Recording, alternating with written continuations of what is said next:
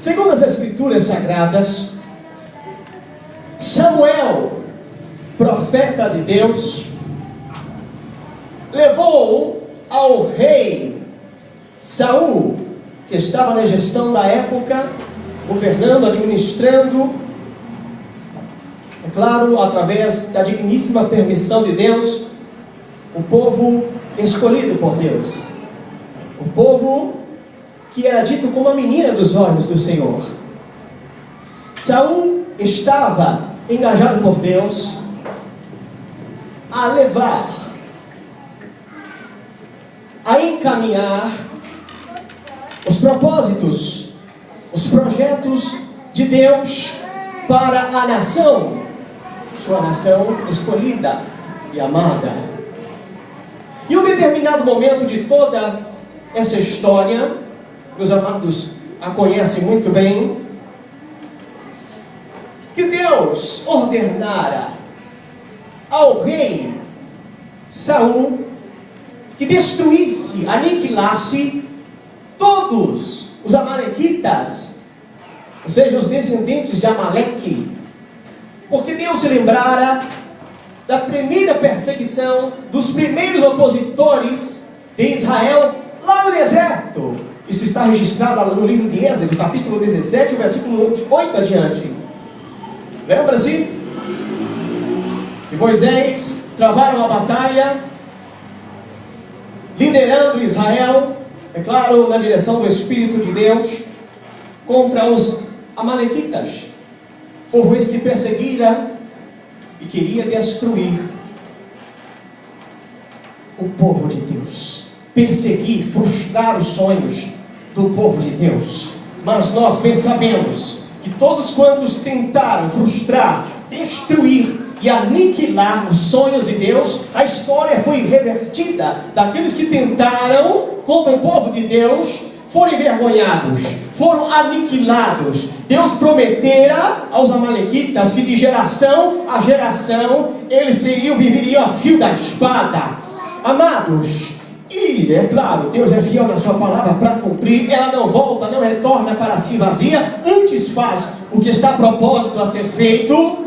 Deus, é claro, usando o libertador de Israel, Moisés, como fez, destruiu, venceu a guerra contra os amalequitas. E agora, estando o rei Saul na liderança do povo de Deus, recebe uma ordem divina, sagrada, através de um homem de Deus, Samuel. E a ordem de Deus era destruir, aniquilar todos, homens, mulheres, crianças, bebês, todos. E Saul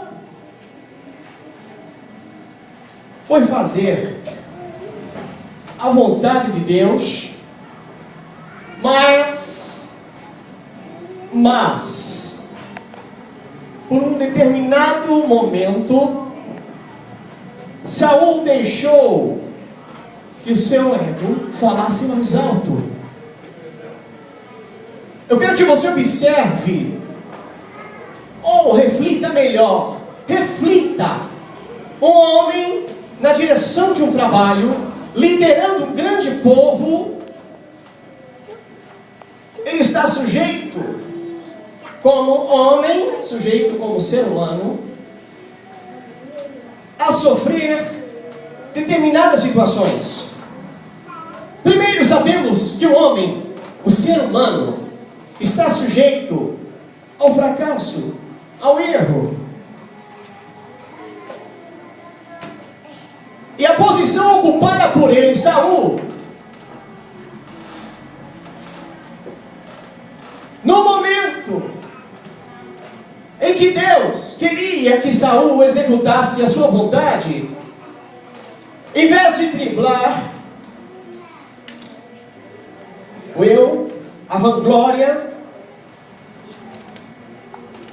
ele permitiu que o que ele achasse, o que está estava diante de sua ideia, de sua ideologia concernente aos propósitos de Deus para aquele momento, era o certo. Eu aniquilo os amalequitas. Era a ideia de Saul, mas não era de Deus. Quando o homem decide deixar de fazer a vontade de Deus, ele se põe ao declínio espiritual, ao fracasso. Deus disse: todos. Ele decidiu poupar alguém, Agag, o rei dos amalequitas, contrariando o que Deus já havia predeterminado para aqueles dias. Saul errou porque fez o que achava que era certo. Fazer o que acha ser certo, achar alguma coisa. O problema está em achar. Eu acho. Achar não é ter certeza. É diferente. Quando você tem certeza do que está fazendo, você vai bem. Não é frustrado o seu desenvolvimento, seja em qualquer que seja o setor da sua vida, espiritual, material, profissional. É claro, material e profissional dá no mesmo. Mas estamos falando aqui, amados, do âmbito espiritual. Saul errou, passou por cima da vontade de Deus, porque fez o que achava que era certo. Desrespeitou os desígnios do Senhor. E a pior decisão de um homem é tomar iniciativas, o que ele acha ser certo. Antes de consultar a Deus, não tome decisões. Decida-se quando consultar ao Deus Todo-Poderoso. Consulte os princípios do Senhor. Veja se é realmente aquilo que Deus quer que você faça para a tua vida, ou para os propósitos que Ele impôs a você. Aleluia. Analise, faça uma análise antes de qualquer iniciativa. Antes de tomar as decisões, saindo dando ordens por aí, diga: Deus, é o que exatamente o Senhor quer? Os seus pensamentos são os meus, Senhor? Está de acordo, ó Deus querido? É compatível o que penso com o que o Senhor quer? Será que é compatível as suas decisões com a de Deus? Hoje, Deus, em nome de Jesus Cristo, Ele quer tomar a direção da tua vida, mas você tem que deixar, permita a Deus tomar a direção da tua vida.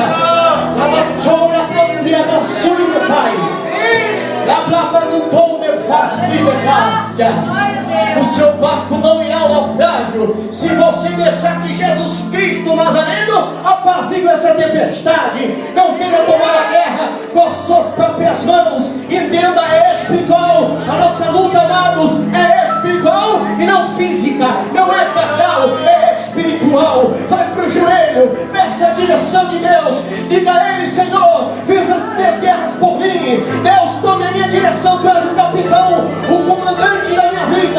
Quando o Senhor autorizar, eu decolo. Quando o Senhor autorizar, eu vou pousar. Quando o Senhor autorizar, eu vou soltar o freio ou apertar o que seja. Aleluia! Era a vontade de Deus que importava-se para aquele momento, eram os planos de Deus. E por incompetência daquele que estava na gestão, Deus teve que adentrar mais uma vez através de seu profeta Samuel, e de verdade fazer o que deveria ter feito. Ele não fez o seu papel como deveria ter feito.